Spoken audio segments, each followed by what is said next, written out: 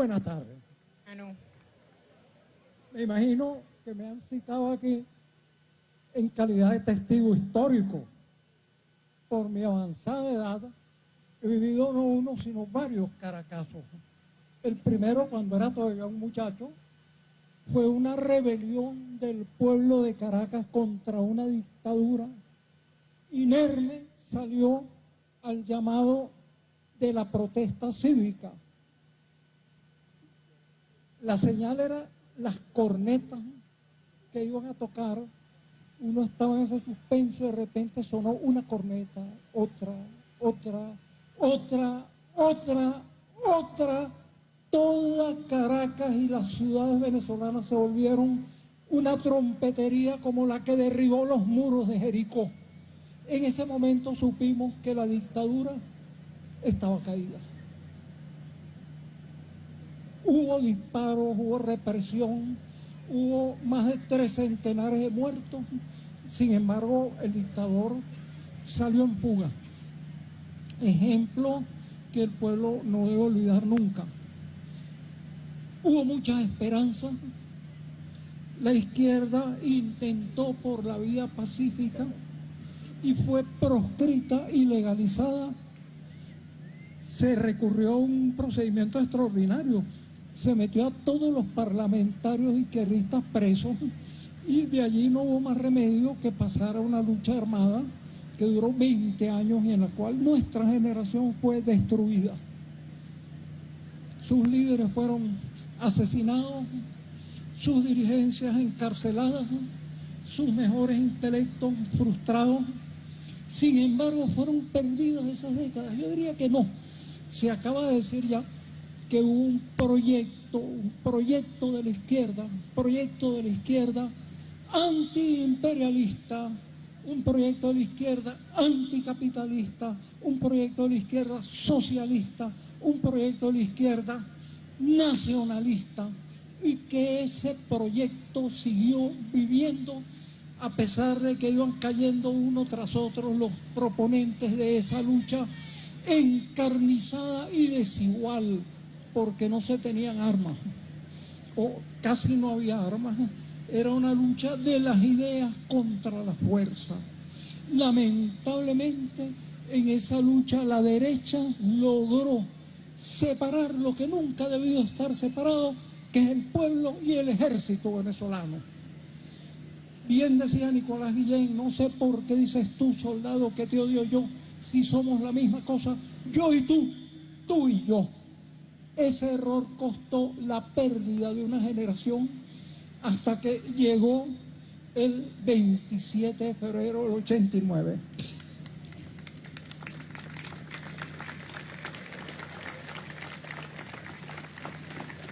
Es bueno meternos en una máquina del tiempo para situarnos por un instante en el país que se vivía para ese entonces. 80% de la población estaba en estado de pobreza.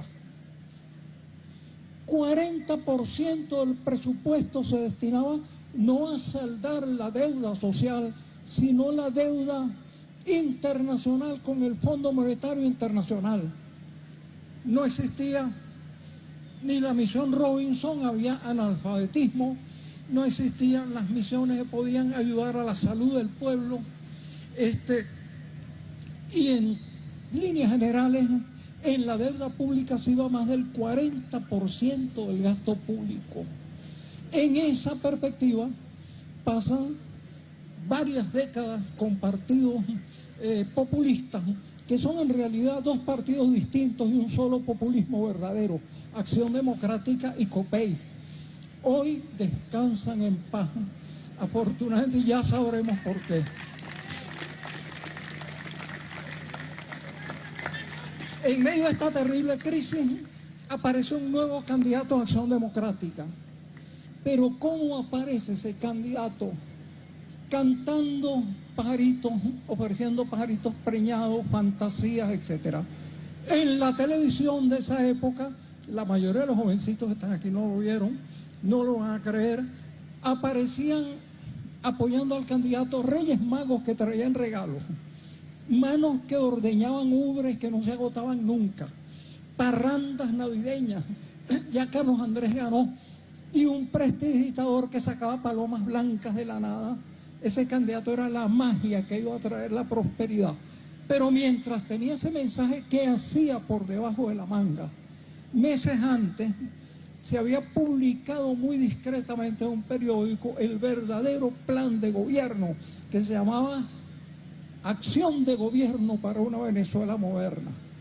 ¿Cuál era la verdad? Ese candidato no iba a traer ni la felicidad, ni la prosperidad, ni el trabajo, ni la salud.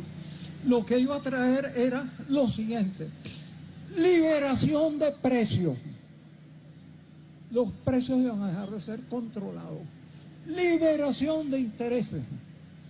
Los intereses podían subir desmesuradamente. Participación de las empresas extranjeras, incluso en la industria petrolera. Parece mentira, pero eso está en ese paquete. Sinceración de intereses. Cada vez que a la derecha dice una palabra bonita es porque va a aceptar una canallada inconcebible, que es sincerar los intereses, dejar que suban desmesuradamente sin ningún tipo de control.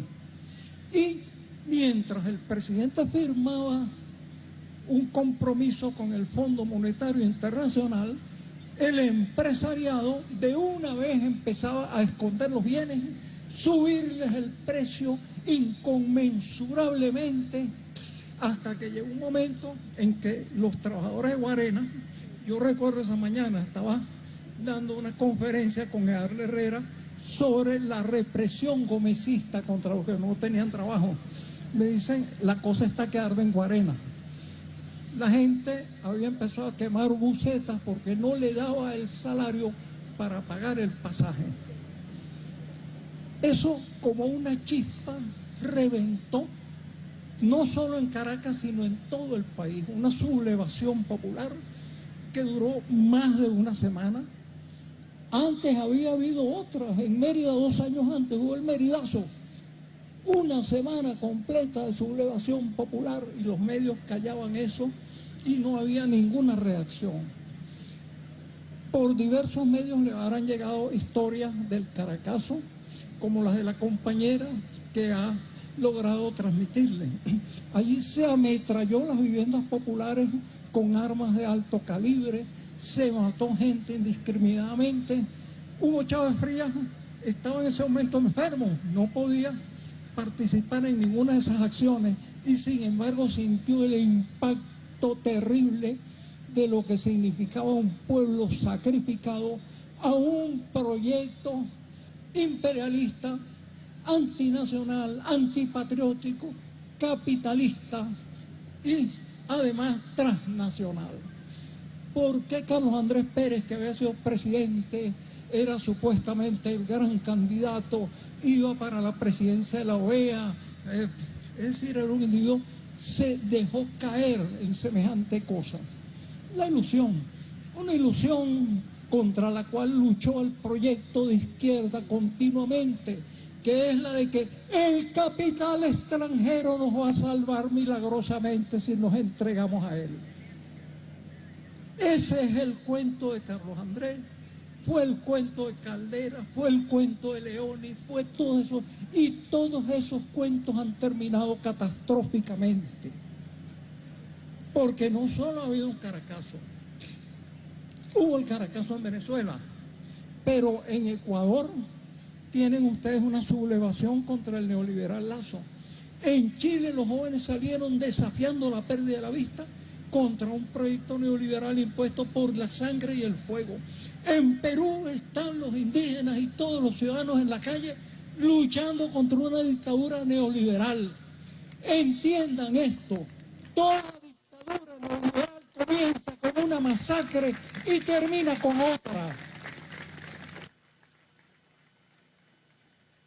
Por eso, Venezuela, que tiene el orgullo de haber conciliado el poder de las Fuerzas Armadas con el poder del pueblo, de haber hecho prevalecer la deuda social de los enfermos, de los analfabetos, de los desposeídos, de la gente sin vivienda, sobre los pagos al Fondo Monetario Internacional.